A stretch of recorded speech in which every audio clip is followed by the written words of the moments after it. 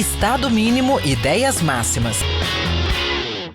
Fala, galera, Diga Aí. Pô, finalmente mais uma vez com o queridíssimo Hélio Beltrão aqui. Hélio, não sei se você sabe, mas você me deu as maiores lições que eu mais uso quando as pessoas me perguntam o meu caminho pela liberdade. E aí perguntam, mas o que você é hoje? Eu falo, cara, olha, eu fico ali entre o libertário minarquista e o anarcocapitalista, né, e tal. Aí ele fala, tá, mas qual é a diferença? Eu falei, cara, não importa. O que importa é o seguinte, Hélio Beltrão me ensinou do detalhe.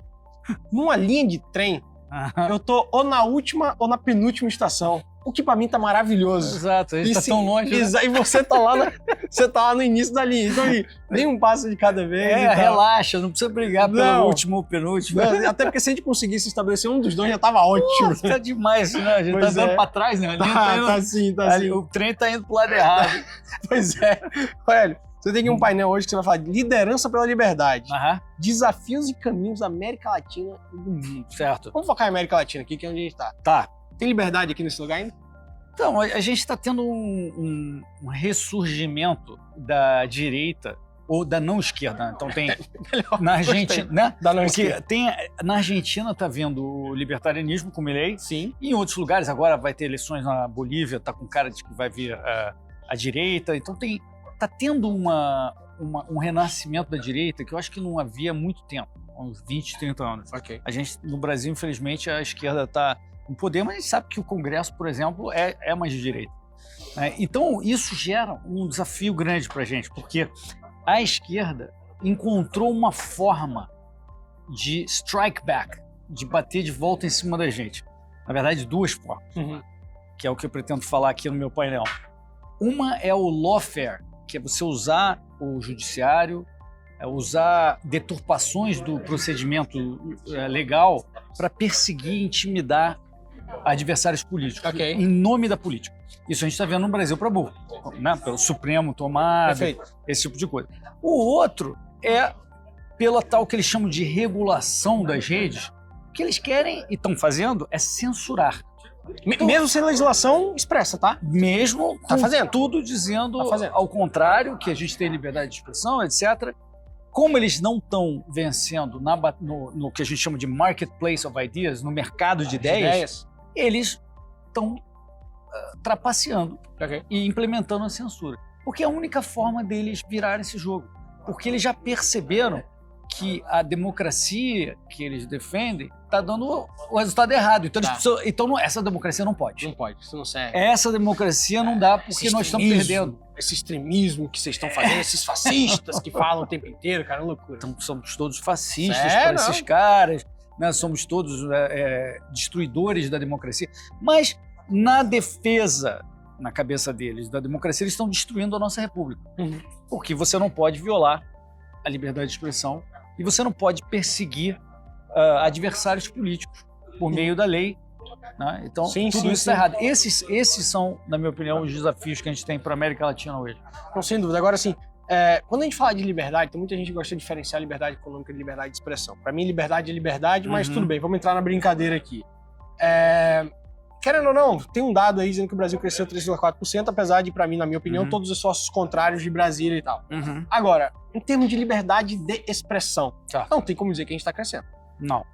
A gente está retrocedendo. A gente tem centenas de pessoas sem voz, porque ou perderam seus posts, que foram derrubados em segredo, ou perderam suas contas.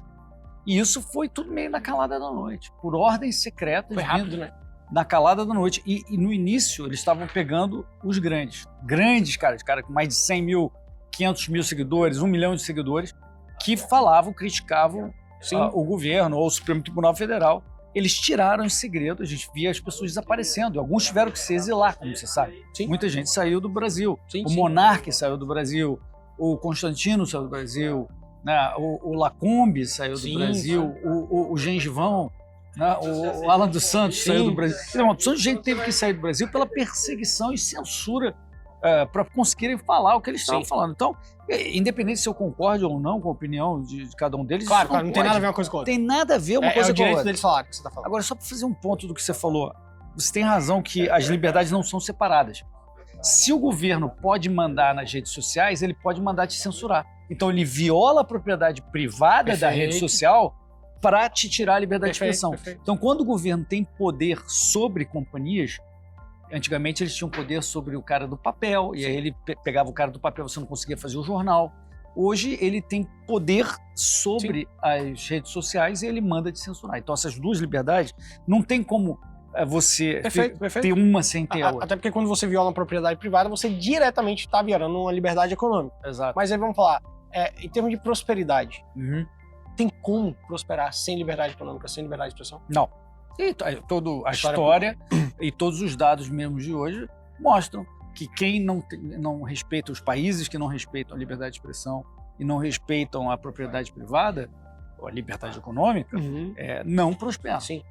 Eles vão ficando cada vez mais fechados e mais pobres. Agora, quando a gente vai falar de liberdade, de economia, historicamente a gente tem um país que a gente olha e fala assim, essa é a nossa inspiração, que é os Estados Unidos. Uhum. Só que os Estados Unidos, tanto com o Biden, até antes um pouquinho, mas vamos pegar o Biden, e até agora com o Trump, tá fazendo umas belas violações de liberdade de expressão. Sim. A exemplo do que aconteceu com o Jimmy Kimmel lá agora. Né? Que todo mundo fala, não, foi a empresa que na sua liberdade de propriedade que botou. Não, todo mundo sabe que teve pressão do governo Trump por causa de tudo e tal. Verdade.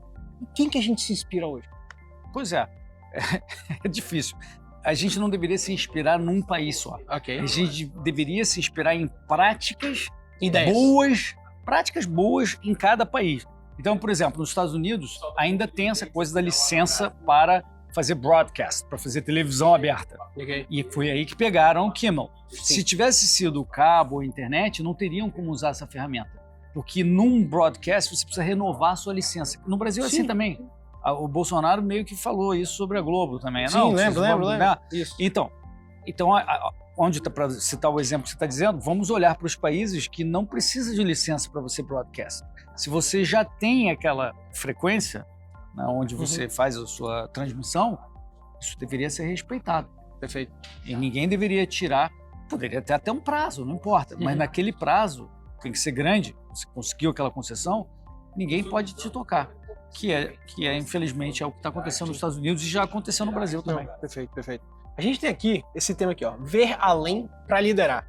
Diz uma coisa, os líderes do futuro precisam ver além em relação à liberdade, entender mais a liberdade, entender mais o individualismo, entender mais tudo aquilo que a gente conversa dentro desses campos ideológicos, que eu vou brincar aqui, que estão por bem, o liberalismo clássico, o libertarianismo, o objetivismo, o estoicismo até mesmo. Eles precisam ver além do que eles veem hoje? Eles precisam ver e antever. Porque se a gente está focado na nossa especialidade, a gente tende a ter uma visão simplista da coisa, daquilo que a gente não é especialista, por exemplo, a política. Você fala, o que tem de mal em a gente ir atrás desses caras que a gente acha chatos, pentelhos e agressivos e os ferir? Você não está vendo o próximo passo, aquilo pode se voltar contra você. O futuro dos nossos filhos depende de você respeitar certas falas abomináveis, mas que não representam um crime. São só palavras, afinal.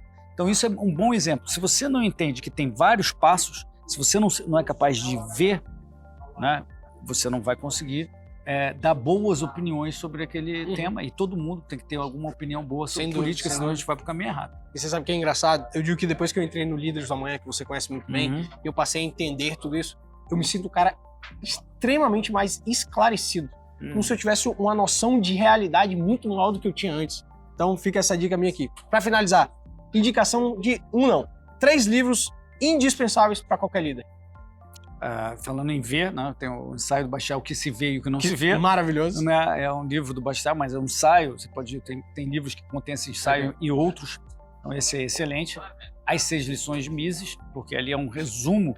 Você lê independentemente de cada capítulo e te dá a solução sobre o que é capitalismo, socialismo, investimentos estrangeiros, intervencionismo, ideias, política, inflação. Então você tem essa noção. E eu acho que o último eu falaria mesmo Ação Humana do Mises, para quem quiser passar para o próximo passo e ir mais a fundo em economia e entendimento da sociedade como um todo e do comportamento humano. Eu acho que a Ação Humana de Mises é o que responde. Hélio, meu querido, muito obrigado, parabéns pelo trabalho. Pessoal, diga aí, é isso, um abraço, fui.